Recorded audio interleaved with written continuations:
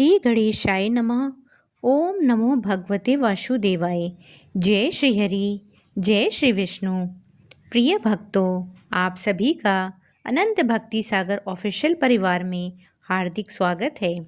आज हम आप सभी के लिए लेकर आए हैं आषाढ़ शुक्ल पक्ष की पावन देवशयनी एकादशी की संपूर्ण कथा, महिमा और महत्व।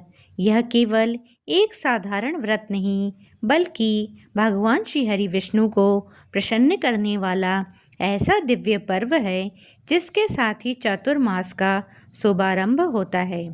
शास्त्रों में वर्णन मिलता है कि जो भी भक्त श्रद्धा, विश्वास और भक्ति के साथ देवशयनी एकादशी का व्रत रखते हैं, भगवान श्री हरि उनके समस्त पापों का नाश करते हैं, उनके जीवन के संकट दूर करते हैं तथा अंत में उन्हें अपने परम धाम बैकुंठ की प्राप्ति का मार्ग प्रशस्त करते हैं। प्रिय भक्तों, यदि आपके मन में यह प्रश्न है कि देवशयनी एकादशी का व्रत 24 जुलाई को रखा जाए या 25 जुलाई 2026 को, तो बिना किसी संदेह के 25 जुलाई शनिवार को ही यह व्रत रखें। पंचांग के अनुसार एकादशी तिथि 24 जुलाई 2026 को प्रातः 9:14 पर प्रारंभ होगी और 25 जुलाई को प्रातः 11:36 पर समाप्त होगी। उदया तिथि के नियम के अनुसार 25 जुलाई को ही देवशयनी एकादशी का व्रत रखा जाएगा।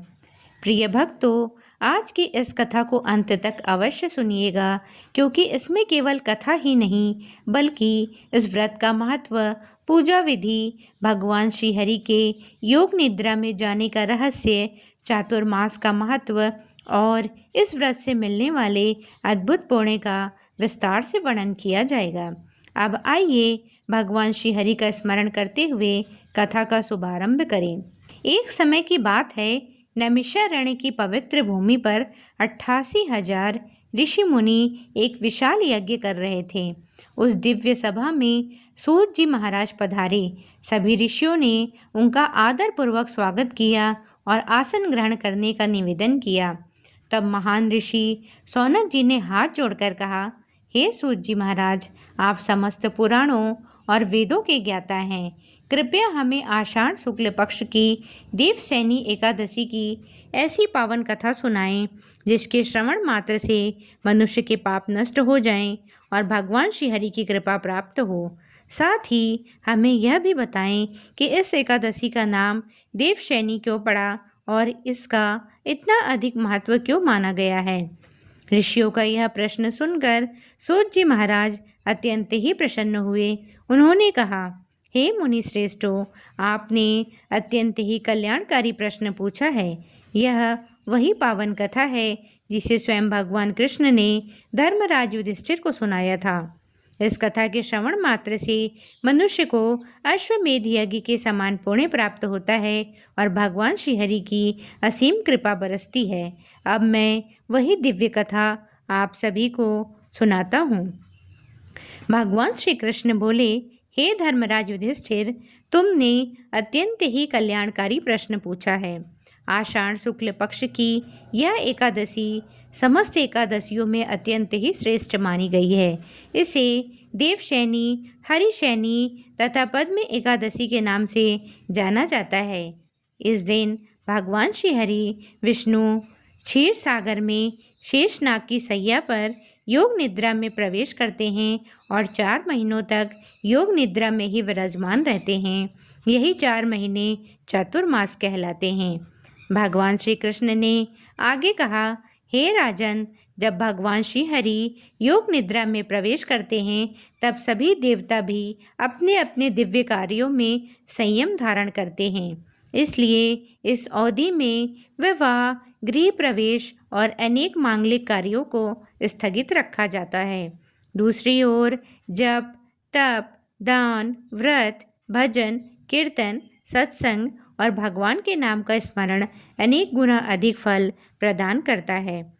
फिर भगवान श्री कृष्ण ने कहा, हे युधिष्ठिर, अब मैं तुम्हें उस प्राचीन इतिहास का वर्णन सुनाता हूँ जिसके कारण यह एकादशी संसार में इतनी प्रसिद्ध हुई है। प्राचीन काल में सूर्यवंश में राजा मानधाता नाम के एक अत्यंत ही धर्मात्मा, सत्यवादी और प्रजावत्सल राजा राज्य करते थे। वे न्यायप्रिय थे और अपनी प्रजा को अपनी संतान के समान प्रेम करते थे। उनके राज्य में किसी प्रकार का अन्याय, अत्याचार या अधर्म नहीं था। सभी लोग धर्म का पालन करते थे, यज्ञ, दान, जप और भगवान की भक्ति में लगे रहते थे। राज्य धन धान्य से परिपूर्ण था। खेतों में लहलहाती फसलें थीं, नदियाँ जल से भरी रहती थीं, गौएं सुखपूर्वक विचरण करती थीं और प्रजा प्रसन्नतापूर्वक अपना जीवन व्यतीत करती थी। किंतु समय का चक्र सदैव एक जैसा नहीं रहता। एक समय ऐसा आया कि उस राज्य में वर्षा होना बिल्कुल बंद हो गई। एक वर्ष बीत गया, फिर दूसरा वर्ष और उसके बाद तीसरा वर्ष भी निकल गया। लगातार 3 वर्षों तक वर्षा न होने के कारण भयंकर अकाल पड़ गया। नदियाँ और तालाब सूखने लगे, खेत बंजर हो गए, वृक्षों के पत्ते झड़ने लगे, पशु पक्षी पानी के लिए इधर उधर भटकने लगे। अन्न के अभाव में लोग अत्यंत दुखी हो गए। पूरे राज्य में हाहाकार मच गया। भूख और प्यास से व्याकुल प्रजा एक दिन राजा मानधाता के राज दरबार में पहुंची। सभी ने विनम्र होकर कहा, हे महाराज, आप हमारे पिता के समान हैं। 3 वर्षों से वर्षा नहीं हुई है। अन्न और जल का घोर संकट उत्पन्न हो गया है। पशु मर रहे हैं, लोग भूख से तड़प रहे हैं। कृपया कोई ऐसा उपाय कीजिए जिससे हमारे राज्य का यह संकट दूर हो जाए। अपनी प्रजा की व्यथा सुनकर राजा मानधाता का हृदय करुणा से भर उठा। वे सोचने लगे, मैंने कभी अधर्म नहीं किया, किसी के साथ अन्याय नहीं किया, फिर भी मेरे राज्य पर इतना बड़ा संकट क्यों आ गया? अवश्य ही इसके पीछे कोई गहरा कारण है। राजा ने निश्चय किया कि वे इस रहस्य को जानने के लिए वन में जाकर महान तपस्वी ऋषियों से परामर्श करेंगे। यहीं से राजा मानधाता की कठिन तपस्या और दिव्य यात्रा प्रारंभ होती है। राजा मानधाता अपने कुछ विश्वस्त मंत्रियों के साथ घने वन में पहुँचे। वहाँ अनेक आश्रमों में तपस्वी ऋषि मुनि तपस्या कर रहे थे। राजा सभी ऋषियों को प्रणाम करते हुए आगे बढ़ते रहे। चलते चलते वे एक अत्यंत ही तेजस्वी महर्षि के आश्रम में पहुँचे। वह आश्रम दिव्य आभा से प्रकाशित था। वहाँ वेदों की ध्वनि गूंज रही थी और वातावरण अत्यंत ही शांत एवं पवित्र था। वहाँ विराजमान थे महान तपस्वी ब्रह्मा जी के मानस पुत्र महर्षि अंगिरा। राजा मानधाता ने श्रद्धापूर्वक उनके चरणों में प्रणाम किया। महर्षि अंगिरा ने राजा को आशीर्वाद दिया और प्रेम पूर्वक आसन ग्रहण करने को कहा। महर्षि ने पूछा, हे राजन, आपके राज्य में सब कुशल मंगल तो है? प्रजा सुखी है, धर्म का पालन हो रहा है ना? राजा मानधाता ने अत्यंत विनम्रता से उत्तर दिया, हे भगवान, मैं सदैव धर्म के मार्ग पर चलता हूँ। मैंने कभी किसी के साथ अन्याय नहीं किया, फिर भी मेरे राज्य में 3 वर्षों से वर्षा नहीं हुई। प्रजा भूख प्यास से व्याकुल है, पशु पक्षी मर रहे हैं। मैं समझ नहीं पा रहा हूँ कि यह संकट किस कारण आया है। कृपया मुझ पर कृपा करके इसका कारण और समाधान बताएं। राजा की विनम्रता और प्रजा के प्रति उनका प्रेम देखकर महर्षि अंगिरा प्रसन्न हुए। उन्होंने कुछ क्षण ध्यान लगाया और दिव्य दृष्टि से संपूर्ण स्थिति का अवलोकन किया। फिर बोले, हे राजन, प्रत्येक घटना के पीछे कोई न कोई कारण अवश्य होता है। तुम्हारे राज्य में यह अकाल भी बिना कारण नहीं आया है। उन्होंने आगे कहा, इस युग में प्रत्येक वर्ण के लिए अलग अलग धर्म और कर्तव्य निर्धारित किए गए हैं। जब समाज में धर्म का संतुलन बिगड़ता है, तब प्रकृति भी अपना संतुलन खो देती है। यही कारण है कि तुम्हारे राज्य में वर्षा नहीं हो रही है। राजा मानधाता अत्यंत ही ध्यानपूर्वक महर्षि के वचन सुन रहे थे। उन्होंने हाथ जोड़कर कहा, हे गुरुदेव, यदि इस संकट का कोई उपाय हो तो कृपया अवश्य बताइए। मैं अपनी प्रजा के कल्याण के लिए कोई भी कठिन कार्य करने को तैयार हूँ। राजा की करुणा, विनम्रता और धर्म निष्ठा देखकर महर्षि अंगिरा अत्यंत ही प्रसन्न हुए। उन्होंने कहा, हे राजन, मैं तुम्हें ऐसा दिव्य उपाय बताता हूँ जिससे न केवल तुम्हारे राज्य का यह संकट समाप्त होगा, बल्कि संपूर्ण प्रजा सुख और समृद्धि को प्राप्त करेगी। राजा ने अत्यंत ही उत्सुकता से महर्षि की ओर देखा और उनके श्रीमुख से निकलने वाले प्रत्येक शब्द को सुनने के लिए तैयार हो गए। महर्षि अंगिरा बोले, हे राजन, यदि तुम अपने राज्य की प्रजा सहित आषाढ़ शुक्ल पक्ष की पावन देवशयनी एकादशी का श्रद्धापूर्वक व्रत और भगवान श्री हरि विष्णु का पूजन करोगे तो भगवान की कृपा से तुम्हारे राज्य का समस्त संकट दूर हो जाएगा, वर्षा होगी, धरती फिर से हरी भरी हो जाएगी और प्रजा सुख समृद्धि को प्राप्त करेगी। राजा मानधाता ने अत्यंत ही श्रद्धा से पूछा, हे गुरुदेव, कृपया इस व्रत की विधि भी बताइए ताकि मैं स्वयं भी इसका पालन करूं और अपनी समस्त प्रजा से भी इसका पालन करवाऊं। महर्षि अंगिरा बोले, एकादशी के दिन प्रातःकाल ब्रह्म मुहूर्त में उठकर स्नान करो, मन, वचन और कर्म से स्वयं को पवित्र बनाओ। इसके बाद भगवान श्री हरि विष्णु का ध्यान करो और व्रत का संकल्प लो। भगवान को पीले वस्त्र, पीले पुष्प, तुलसी दल, धूप, दीप, नैवेद्य और फल अर्पित करो। दिन भर भगवान के नाम का जप, भजन, कीर्तन तथा विष्णु सहस्त्र नाम का पाठ करो। रात्रि में यथाशक्ति जागरण करो और द्वादशी के दिन विधि पूर्वक पारण करो। महर्षि ने आगे कहा, हे राजन, इस व्रत का प्रभाव इतना महान है कि इससे केवल मनुष्य के पाप ही नहीं नष्ट होते, बल्कि भगवान श्री हरि की विशेष कृपा भी प्राप्त होती है। जहाँ सच्चे मन से यह व्रत किया जाता है, वहाँ सुख, शांति और समृद्धि का वास होता है। महर्षि के मुख से यह दिव्य उपदेश सुनकर राजा मानधाता का हृदय श्रद्धा और विश्वास से भर गया। उन्होंने महर्षि के चरणों में दंडवत प्रणाम किया और कहा, हे गुरुदेव, आपके श्रीमुख से निकले प्रत्येक वचन का मैं पूर्ण श्रद्धा से पालन करूँगा। मैं अपने पूरे राज्य में देवशयनी एकादशी का व्रत करवाऊँगा और भगवान श्री हरि की आराधना करूँगा। महर्षि अंगिरा ने राजा को आशीर्वाद देते हुए कहा, भगवान श्री हरि तुम्हारा और तुम्हारी प्रजा का कल्याण करें। तुम्हारा राज्य पुनः सुख, शांति और समृद्धि से भर जाए। राजा मानधाता प्रसन्न मन से अपने राज्य लौट आए। उन्होंने नगर में घोषणा करवा दी कि आने वाली देवशयनी एकादशी पर पूरा राज्य भगवान श्री हरि विष्णु का व्रत, पूजन और भजन करेगा।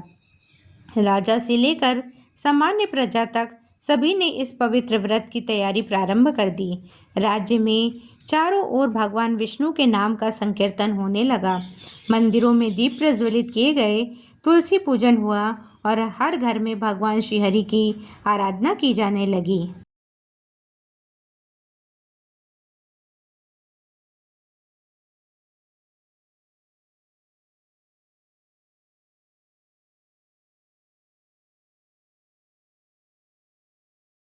देवशयनी एकादशी का शुभ दिन आया। प्रातःकाल ब्रह्म मुहूर्त में राजा मानधाता ने पवित्र नदी में स्नान किया, स्वच्छ एवं पीले वस्त्र धारण किए और भगवान श्री हरि विष्णु का ध्यान करते हुए व्रत का संकल्प लिया। राजा ने अपने राजमहल में भगवान विष्णु की सुंदर प्रतिमा स्थापित कर उनका विधि विधान से पूजन किया। भगवान को चंदन, पीले पुष्प, धूप, दीप, नैवेद्य और तुलसी दल अर्पित किए। श्रद्धा से मंत्रोच्चार हुआ और पूरे महल में भगवान श्री हरि के जय घोष गूंज उठे। उधर पूरे राज्य की प्रजा ने भी राजा के आदेश का पालन करते हुए श्रद्धा और भक्ति से व्रत रखा। सभी मंदिरों में भजन कीर्तन होने लगे। स्त्री, पुरुष, वृद्ध और बालक सभी भगवान विष्णु के नाम का स्मरण कर रहे थे। कोई ओम नमो भगवते वासुदेवाय का जप कर रहा था तो कोई विष्णु सहस्त्र नाम का पाठ कर रहा था। उस दिन पूरे राज्य का वातावरण मानो बैकुंठ के समान पवित्र हो गया था। हर ओर भक्ति, श्रद्धा और भगवान के नाम का संकीर्तन सुनाई दे रहा था। राजा मानधाता ने दिन भर उपवास रखा, भगवान की कथा सुनी और रात्रि में जागरण कर श्रीहरि का गुणगान किया। उन्होंने पूरे मन, वचन और कर्म से भगवान विष्णु की शरण ग्रहण कर ली। भगवान श्रीहरि अपने भक्तों की सच्ची भक्ति से अत्यंत ही प्रसन्न हुए। द्वादशी के दिन जब विधिक पूर्वक पारण किया गया, तभी देखते ही देखते आकाश में काले बादल छा गए और तेज शीतल हवाएं चलने लगी। कुछ ही क्षणों में मेघ गर्जना करने लगे और फिर मूसलाधार वर्षा प्रारंभ हो गई। कई वर्षों से सूखी पड़ी धरती वर्षा की बूंदों से तृप्त हो उठी। नदियाँ और तालाब भरने लगे। खेतों में फिर से हरियाली लौट आई। पशु पक्षी प्रसन्न हो गए। किसानों के चेहरे खिल उठे। पूरे राज्य में आनंद और उत्सव का वातावरण छा गया। प्रजा ने समझ लिया कि यह सब देवशयनी एकादशी के व्रत और भगवान श्री हरि विष्णु की असीम कृपा का ही फल है। राजा मानधाता ने भगवान विष्णु के चरणों में सिर झुकाकर कहा, हे प्रभु, आपकी कृपा के बिना संसार में कुछ भी संभव नहीं है। आपने मेरी प्रजा का दुख दूर कर दिया। मैं जीवन भर आपकी भक्ति और धर्म के मार्ग पर चलता रहूँगा। भगवान की कृपा से राजा का राज्य पहले से भी अधिक समृद्ध, सुखी और धर्ममय बन गया। तभी से देवशयनी एकादशी का व्रत संसार में अत्यंत ही पुण्यदायक और कल्याणकारी माना जाने लगा। भगवान श्री कृष्ण ने धर्मराज युधिष्ठिर से कहा, हे राजन, अब मैं तुम्हें बताता हूँ कि इस एकादशी को देवशयनी या हरिशयनी एकादशी क्यों कहा जाता है। शास्त्रों में वर्णन मिलता है कि आषाढ़ शुक्ल पक्ष की इस पवित्र एकादशी के दिन भगवान श्री हरि विष्णु क्षीर सागर में शेषनाग की दिव्य सैया पर योग निद्रा में प्रवेश करते हैं। यह निद्रा सामान्य मनुष्यों की निद्रा नहीं होती, बल्कि संपूर्ण सृष्टि के कल्याण के लिए भगवान की दिव्य योग माया का स्वरूप है। भगवान 4 महीनों तक योग निद्रा में रहते हैं। इस अवधि को चातुर्मास कहा जाता है। इसके बाद कार्तिक शुक्ल एकादशी, जिसे देव उठनी या प्रबोधनी एकादशी कहा जाता है, उस दिन भगवान योग निद्रा से जागते हैं। इसी कारण सनातन परंपरा में देवशयनी एकादशी से लेकर देव उठनी एकादशी तक विवाह, गृह प्रवेश और अनेक मांगलिक कार्य नहीं किए जाते। इसके स्थान पर जप, तप, दान, व्रत, सत्संग, कथा श्रवण, भगवान का नाम स्मरण और सेवा को विशेष महत्व दिया जाता है। भगवान श्री कृष्ण ने आगे कहा, हे युधिष्ठिर, जो मनुष्य इन 4 महीनों में अपने आचरण को शुद्ध रखता है, क्रोध, लोभ और अहंकार, ईर्ष्या का त्याग करता है तथा भगवान का निरंतर स्मरण करता है, वह मेरे परम धाम का अधिकारी बनता है। प्रिय भक्तों, चातुर्मास केवल बाहरी नियमों का पालन करने का समय नहीं, बल्कि यह अपने मन को शुद्ध करने, जीवन को धर्ममय बनाने और भगवान के अधिक निकट आने का श्रेष्ठ अवसर है। यदि कोई व्यक्ति इन 4 महीनों में प्रतिदिन भगवान विष्णु के नाम का जप करता है, श्रीमद् भागवत का श्रवण करता है, गीता का पाठ करता है, तुलसी जी की सेवा करता है और ज़रूरतमंदों की सहायता करता है, तो भगवान श्री हरि उस पर विशेष कृपा करते हैं। इसलिए हमारे ऋषि मुनियों ने चातुर्मास को आत्मशुद्धि, संयम और भक्ति का महान पर्व कहा है। भगवान श्री कृष्ण ने धर्मराज युधिष्ठिर से कहा, हे राजन, जो भक्त विधि विधान से देवशयनी एकादशी का व्रत करता है, वह मेरे परम धाम का अधिकारी बनता है। उसके जीवन के अनेक जन्मों के पाप नष्ट हो जाते हैं और उसे सुख, शांति तथा मोक्ष की प्राप्ति होती है। देवशयनी एकादशी के दिन प्रातः ब्रह्म मुहूर्त में उठकर भगवान का स्मरण करें, स्नान आदि से निवृत्त हो स्वच्छ विशेषकर पीले या सफ़ेद वस्त्र धारण करें। घर के मंदिर या पूजा स्थल को स्वच्छ करके भगवान श्री हरि विष्णु और माता लक्ष्मी की प्रतिमा या चित्र स्थापित करें।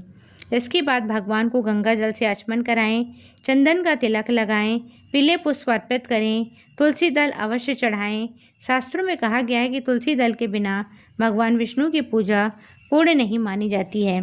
इसके पश्चात धूप, दीप, नैवेद्य, मौसमी फल, पंचामृत तथा यदि संभव हो तो खीर का भोग अर्पित करें।